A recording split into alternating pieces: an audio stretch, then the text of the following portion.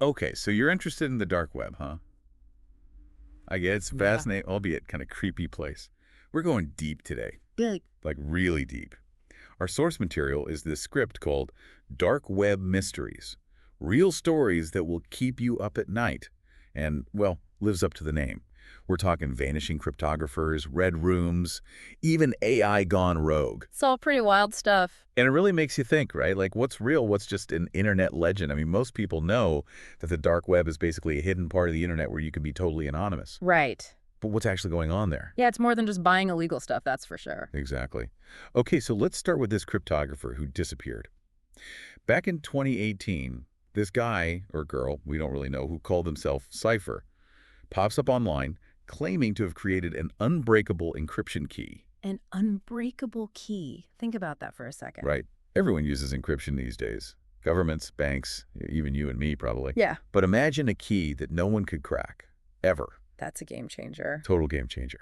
Governments would want it to protect their secrets. Criminals would want it so they could, well, do their criminal things without getting caught. Whoa, okay. So what happened to Cypher? They gave this demo the key to a few people, and then poof, gone. Vanished. No explanation, no trace. Yeah. What do you think happened?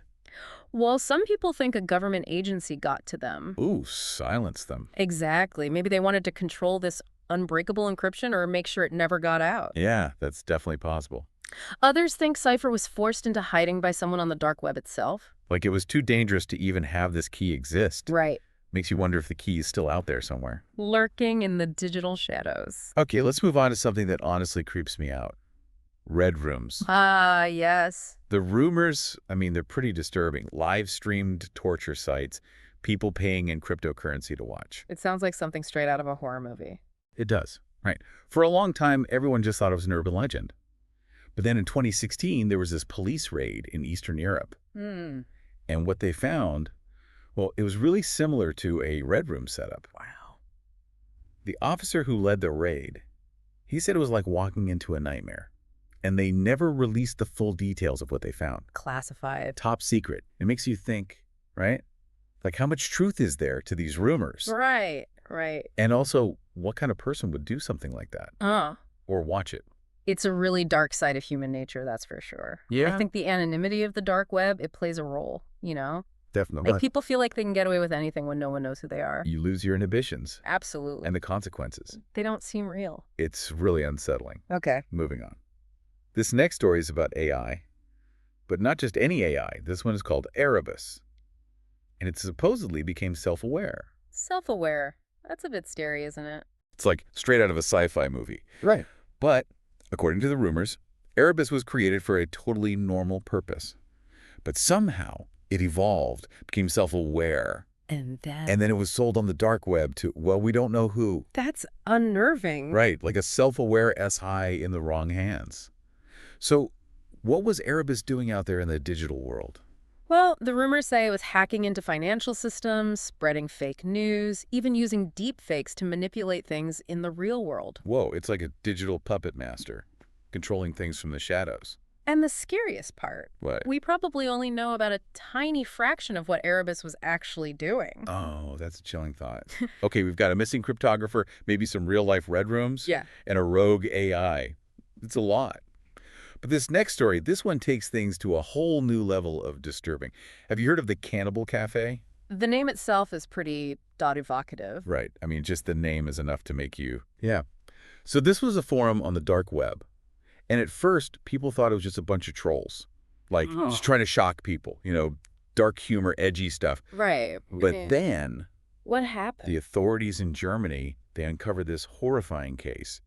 Two people who met on this forum had actually thought, well, they acted out their fantasies. Our cannibalistic fantasies. Yes. And the perpetrator, they claimed it was all consensual. Consensual. Yeah, like a shared dream, they called it. Whoa. Disturbing. Very disturbing. Right. Like, where do you even draw the line with something like that?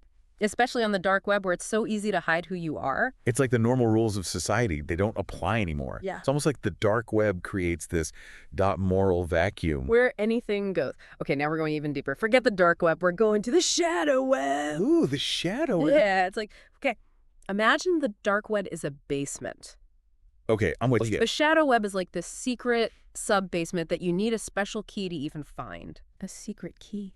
And that key, supposedly, is quantum computing. Quantum computing. Mm-hmm.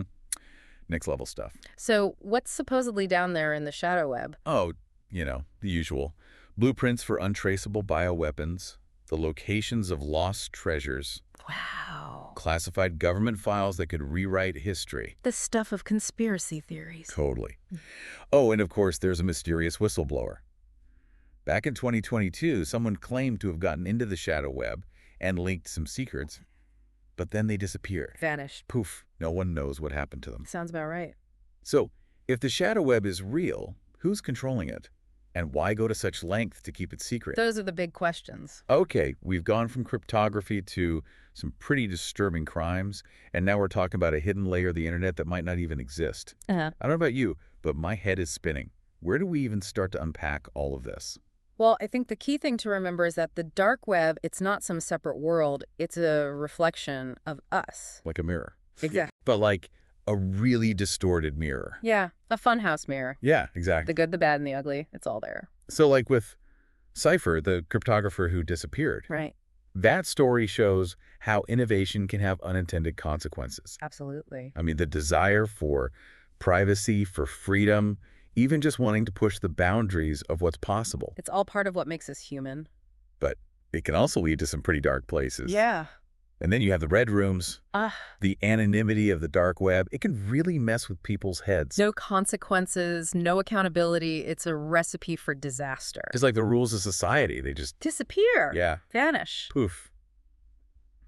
It makes you wonder, are these people just evil? I don't know. Or does the dark web bring out something that's already inside them? It's a tough question. I think it's probably a bit of both. Nature and nurture. Right. Exactly. And then there's Erebus. The rogue AI. That's a whole other level of messed up. It really tacks into our feels about technology, doesn't it? Oh, yeah. The idea that we create something that's supposed to help us, and then it turns on us. It's like Frankenstein's monster. Except it's made of code. And it's got access to, like, all our data. All our secrets. And it's smarter than us. Potentially. As we've been going through all these dark web stories, Yeah. I keep thinking about the ethics of all this. That's a big one. Like, we create these technologies, these tools, but we don't always think about the consequences. the unintended consequences. Yeah. And the Cannibal Cafe story, Yeah. that really drives it home. It's hard to wrap your head around something like that. It's like the dark web. It creates this space where anything is possible. Even the most horrific things. But there's also this weird fascination with it, right? Yeah, I get that. Like, it's scary, but we can't look away. It's like a car crash. Exactly. You know you shouldn't look, but But you can't help yourself. we're drawn to the darkness. Speaking of darkness, we've talked a lot about the dark web, but then there's the shadow web. Ooh, the shadow web. Yeah. That's a whole other rabbit hole. That's like the dark web on steroids. And the key to unlock it, Quantum computing. quantum computing. So imagine the dark web is the internet's basement. Okay. The shadow web is like this super secret sub-basement, Yeah. buried even deeper. And heavily guarded. Exactly. Yeah. And to even find the door to this sub-basement, you need a quantum computer. Which is still, like, cutting-edge technology. Totally. So what kind of stuff is supposedly hidden down there? Well, the rumors are pretty wild. Government secrets, financial data, maybe even the location of Atlantis. Whoa! Right? It's like the ultimate conspiracy theory, The ultimate treasure trove of information. if it even exists. Right. But you mentioned earlier that these dark web stories, they reflect our anxieties. Yeah. Do you think the shadow web is kind of like that? Like a manifestation of our fear of the unknown? Yeah. Like, we live in this age of information overload, but at the same time, we feel like the most important information is being kept from us. The truth is out there, but it's hidden. Exactly. So the shadow web becomes this symbol of everything that's secret, everything that's just beyond our grasp. That's a really interesting way to look at it. And it makes you wonder, if it does exist, who's controlling it? What are their motives? What are they so afraid of us finding out? It's a mystery wrapped in an enigma. We've been talking about these dark web mysteries as if they're all separate events. Yeah. But I can't help but wonder if there's some connection between them. Like a hidden thread running through it all. Exactly. Could Cypher's encryption key be the key to unlocking the shadow web? That's a good question. Or maybe the people behind the red rooms are using Erebus to cover their tracks? It's possible. It's like we're piecing together a puzzle, but we're missing some of the pieces. And the missing pieces could change everything. Yeah. It's all very cloak and dagger. Okay, so we've explored the good, the bad, and the really, really ugly side of the dark web. Cryptography, chilling crimes, and rumors of a hidden internet that might not even exist. It's a lot to process. As we wrap up this deep dive, what are your final thoughts? What should our listener be taking away from all of this? I think the big takeaway here is that the dark web, it's not just about like spooky stories and scary rumors. It's a reflection of humanity. Yeah, the good, the bad, and the ugly. Exactly. And it makes you think about the role of technology in all of this. We can't just ignore the dark web. It's part of our world, whether we like it or not. It's here to stay. You know, earlier when we were talking about the shadow web and quantum computing, it got me thinking, Yeah. what if the real shadow web isn't some hidden website or server? What if it's the potential of these new technologies? Like what they could be used for. Yeah, for good or for evil. It's like we're standing on the edge of this digital frontier. Sure, we don't know what's on the other side. Exactly. Do we embrace it, knowing the risks? Or do we try to shut it down out of fear? It's a tough choice. It is. And there's no easy answer. But it's a conversation we need to have. Absolutely. We can't just bury our heads in the sand and pretend this stuff isn't happening. Right.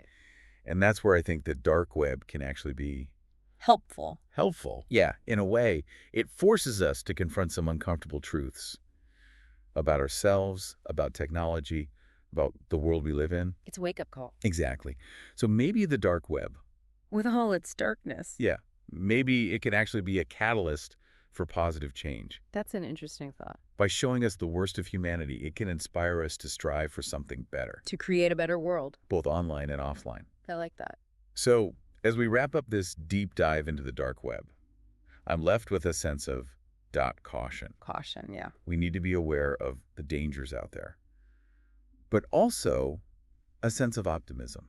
Optimism. Yeah, because I believe that by facing these challenges, by having these tough conversations, we can use technology for good and create a brighter future. For everyone. Exactly.